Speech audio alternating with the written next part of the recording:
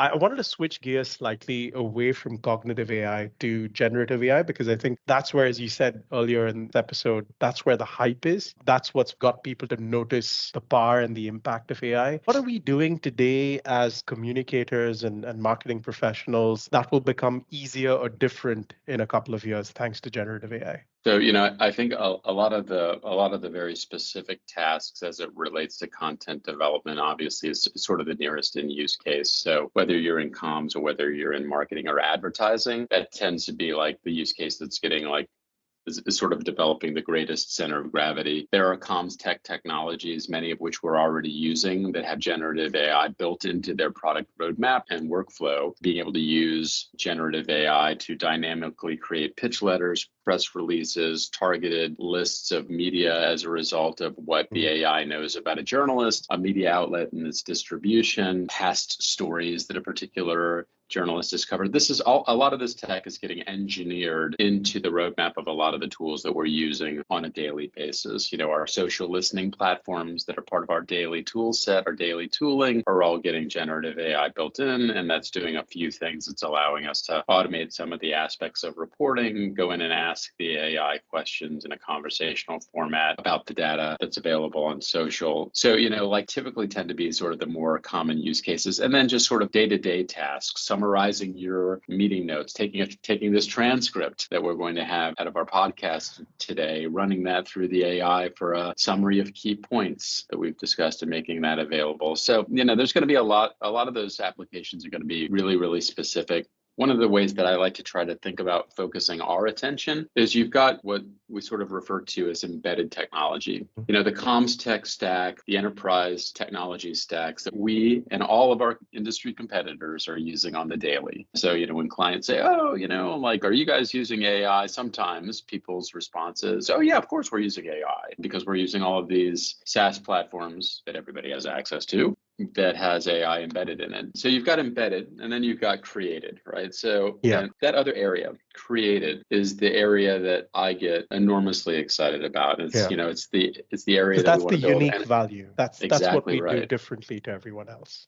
That's exactly right. And so, the trick is to not build something that will automatically find its way into enterprise tools. I remember some of the earliest conversations we were having about AI and the use of generative AI. People were like, well, hey, why don't we build X, Y, and Z? Well, the reason we won't build X, Y, and Z is because it's on the roadmap of like these three commercial products that we're going to see. But what we're excited about, and you may remember from our prior town hall, is that we did release the AI Hub on BCW Connect. We're big believers on distributed innovation, right? Like we feel that great ideas, great insights, great use cases can come from all over the global network. And we are very, very actively facilitating workshops with practices and practitioners who have ideas for new tools and solutions. We're starting with that question we began our podcast with, which is, what is the problem we're trying to solve? And then we say, okay, how's the technology going to be an enabler of solving that problem? I will say, like on the generative AI side of things, WPP's got an amazing breadth of resources. If you haven't been to Creative Studio, which probably at this point most people have, you'll see there's a collection of models available for use to do a whole series of different tasks, largely focused on the creative side of things. What we think we have the opportunity to offer the rest of the WPP network is, for our unique solutions that are meant to solve comms problems, this should be part of the tooling and part of the value proposition that Burson and WPP can bring to clients. And just to that point, I think, what we've seen, Pierre, in terms of interest and receptivity to Decipher and some of the other solutions that we're working on right now by some of our colleagues, global client leaders at WPP, has been phenomenal. I do want to come back to our use too of generative AI and Decipher. You may not know this because we focus a lot on the cognitive AI aspect of the solution, but we also have a generative AI module in that, which is, it allows our analysts, our teams, to be able to based on everything the cognitive AI knows about a brand and an audience and all of the detail, it allows practitioners to ask the generative AI to create you a piece of content, and it immediately scores the effectiveness or the proposed effectiveness, the forecasted effectiveness of that content. So we are using, it's an embedded feature in Decipher. Teams I know are eagerly exploring everything that Creative Studio has to offer. We've run our colleague Sama and the team put together a lovely training video on using Creative Studio Suite, which you can find on the internet as well, on Connect as well. So yeah, I guess there is plenty of applications of generative AI for us, and we're going to continue to look at how they work their way into the business. I think one of the things that we're paying very, very close attention to is not getting caught up in where it seems a lot of people are naturally going, which is, okay, if we can use generative AI to do these tasks, doesn't that mean we should be delivering the work at a cheaper rate, cheaper value? And I think for any of you, and I know you've spent a lot of time with the models, I think anybody who's really spent some real time with the technology, the output at first blush can be impressive in terms of its speed, but it's far from perfect. And even the most prominent large language models from some of the biggest companies in the last few weeks have come under scrutiny in terms of some of the outputs. So, we're not there yet. For the people that are worried about, is this coming? Are the robots coming for our job? We have this conversation every couple of years as the technologies advance. Are the robots coming for our jobs? I think the nature of work is going to change, Pierre, but I don't think the need for communications capabilities and expertise is going away anytime soon, right? I think one of the things that our listeners, our clients, our people will certainly want to know is, with the merger with Hill and Knowlton coming up and Burson, sort of expected, as you would put it, for a kid on the 1st of July, how are we working with Hill and Knowlton and teams over there on our AI pipeline? Because I think one of the drivers for the merger was conversations between Corey and Anna Maria about how much they see commonalities on the use of AI and the investments in AI. Yeah, Pierre, some of the earliest conversations we were having was really about the role that innovation was going to play in the new organization, and the role that innovation has played historically in each of the two respective companies. And to the alignment point, it was absolutely remarkable to just sort of get a sense of where teams were putting their priorities. We have, of course, the solution that we talked to you about around Decipher. Hill and Knowlton had released a powerful proposition around a solution called Sonar. We quickly built a small team, myself, Chris Keefe, who you'll know, our global chief technology officer, Grant Toops, who's the chief technology officer over on the Hill and Knowlton side, to take a look at the broad breadth of innovation and things that we had built across our two respective organizations over the past years. What were those solutions looking like? What were the technologies that were being used? What were the investments like for different SaaS and data platforms that we were taking advantage of? And we used it as an opportunity to really look at, streamline the offering, and rationalize a series of products that are going to be the focus of the agency going forward. And super excited to see how these portfolios of solutions will be answering distinct client needs. There's going to be a lot more to say about that, as we launch the new Burson brand, coming into the summer. But what we've seen here is an incredible capacity to deliver scaled, innovative solutions across all practices globally for our clients. And so we're going to be very excited to start communicating that out proactively. But we just have an incredible breadth of talent, a wealth of resources. And so now it's about, bringing that out to the market as the new Burson. So thanks for asking the question. It's been an exceptionally exciting and busy time, as you might expect. It's actually a great segue to our last bit, which is about skills and humans at the center of communications. And I want to start with exactly what you just said. Sam Altman, this was maybe a month ago, comes out and sort of sets the cat among the pigeons. 95% of marketing work will be taken over by AI, was his prediction. But there's obviously some skepticism to that, right? And partly because of where the models are today, but you can keep saying that this is the worst this technology will ever be. Be that as it may, what AI-related skills do you think PR professionals need to get really good at really quickly? When ChatGPT came out, everyone said prompt engineer is the new profession. I think that's kind of gone away, and probably for the better. What do PR professionals need to know about AI that'll make them better at their jobs? Yeah, I mean, I think you stated the obvious, which is how do you get how do you get the machine to give you out a satisfactory result that helps you, advance your work, improve your ability to deliver something at speed. But